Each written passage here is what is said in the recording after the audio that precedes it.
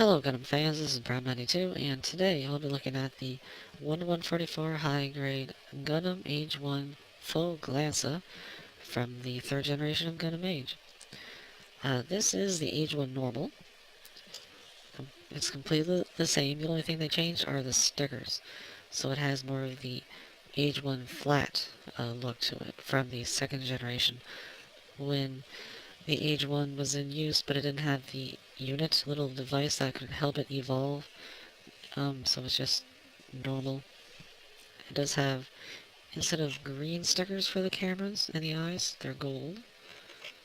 Same on the back. And you have just a white sticker for the chest. Same black stickers on the knees, just so you can see the difference there. I actually think I like the gold a little better. But other than that, it's the same. Same construction, durability, articulation. Yeah, nothing new. Same accessories too. You got the beam sabers on the side skirts. You got the dots rifle with the sticker. And you have the shield. So if you want, you can have a fully realized Age 1 normal, Age 1 flat, if you don't like the armor. Speaking of armor, here it is right here. Quite a bit. So I wanted to show this because you can completely assemble the armor without any part swapping at all. And I really like that. So we'll start with the leg armor. So it's just 2 halves. It fits pretty snugly onto the size of the leg. Right there. And then you have the front piece, which pegs into the bottom. And around the sides.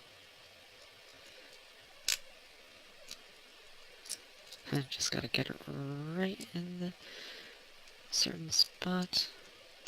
There we go. It's nice and secure. So there's one leg. Same thing on the other side.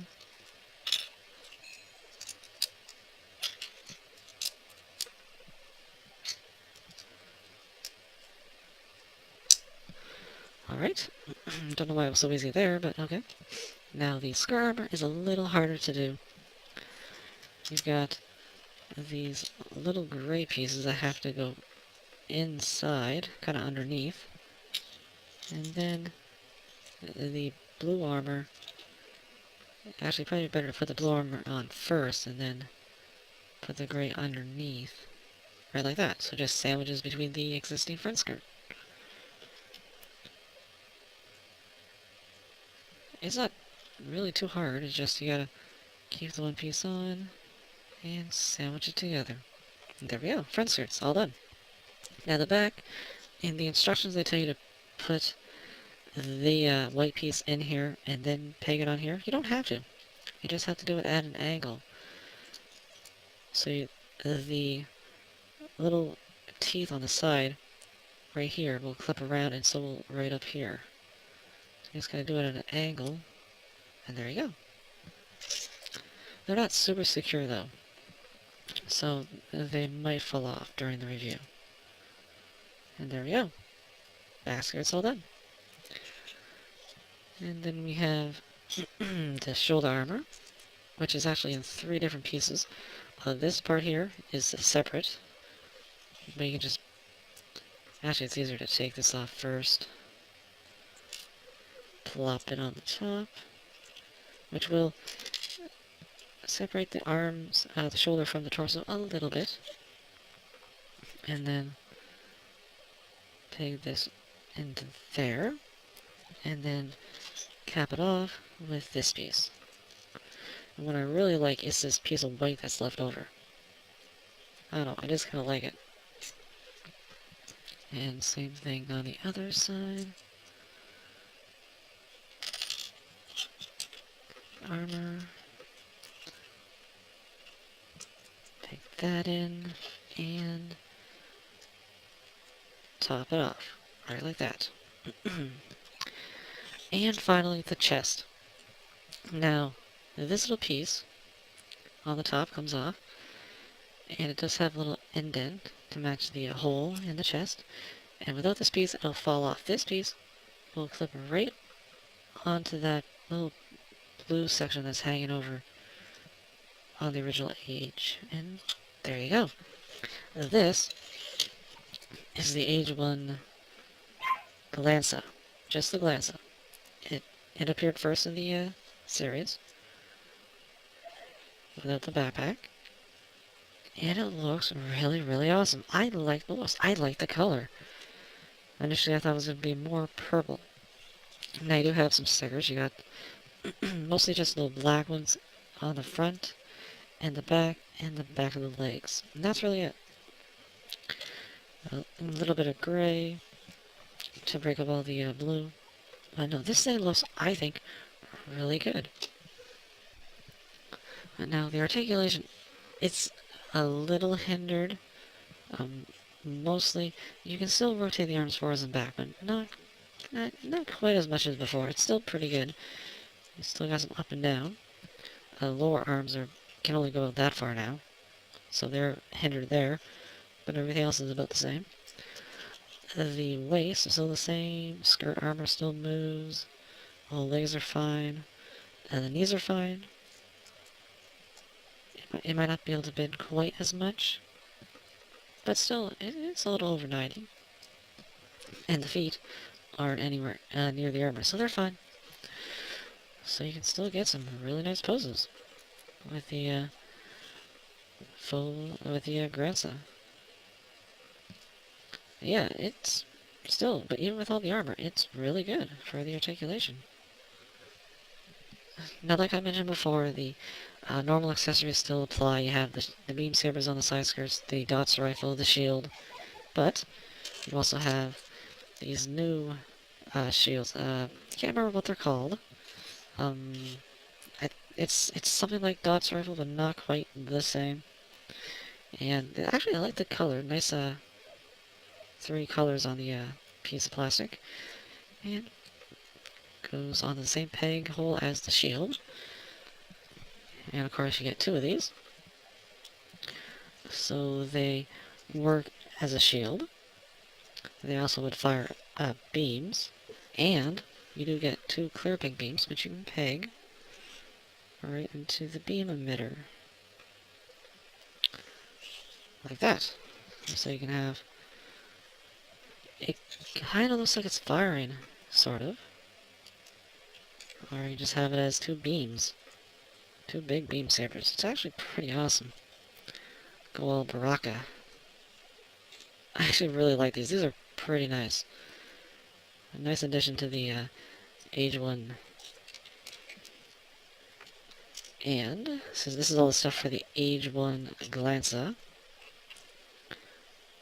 Gotta show you what makes it the Age 1 full Glansa, and that is the pack. Oops. The new backpack, which is, I guess, a modified version of the one that the Age 1 flat used in the 2nd generation. While those fire just rockets or missiles, these ones actually fire beams, or beam cannons.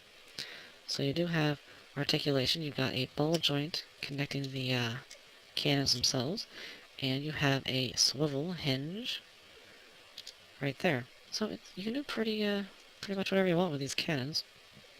And flip out handles. So if you really want them to hold it, you can do that.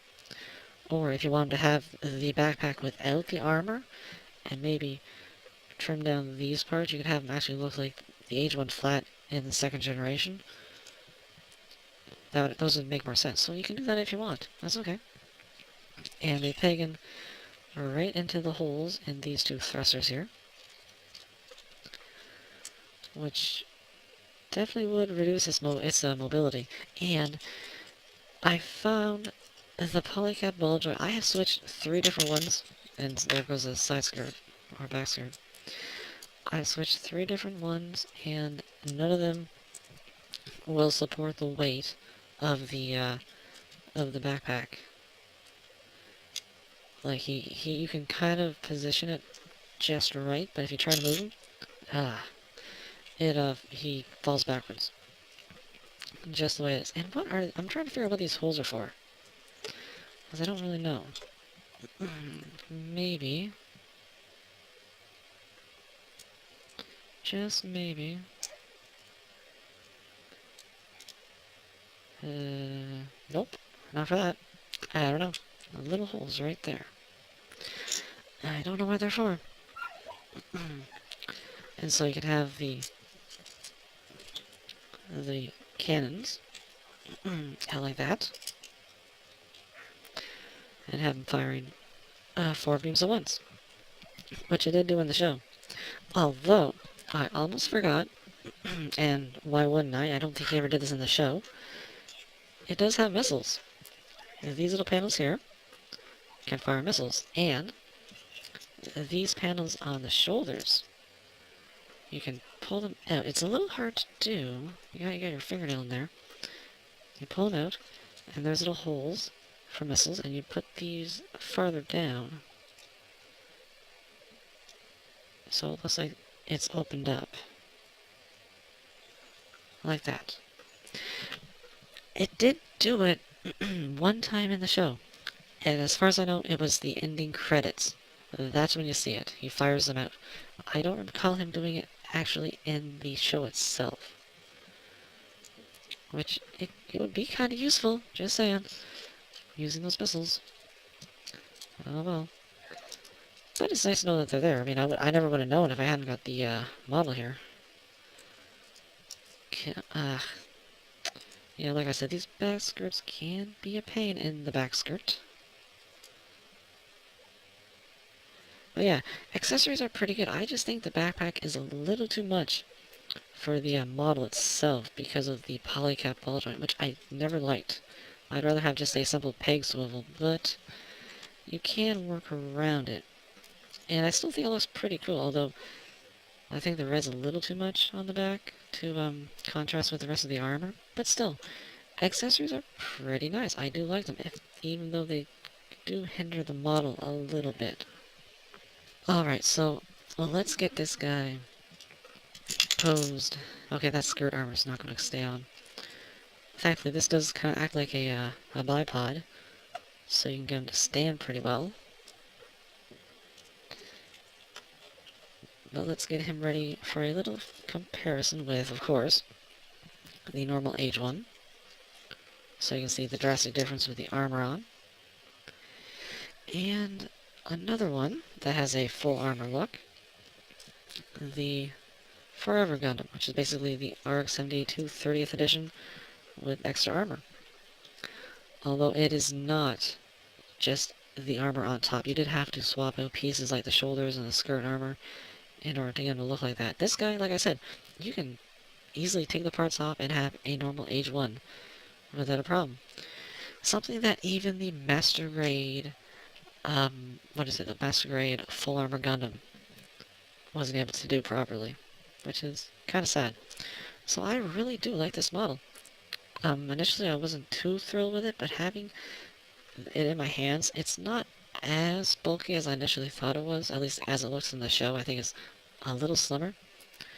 The backpack definitely adds some girth to it, but you don't have to use it if you don't want. And I am considering giving this to my age 1 normal via backpack. But no, it's still a pretty good kit, and it's a nice way to cap off the age 1, its evolution, I think. So that's about it, and I'll see you at the next review.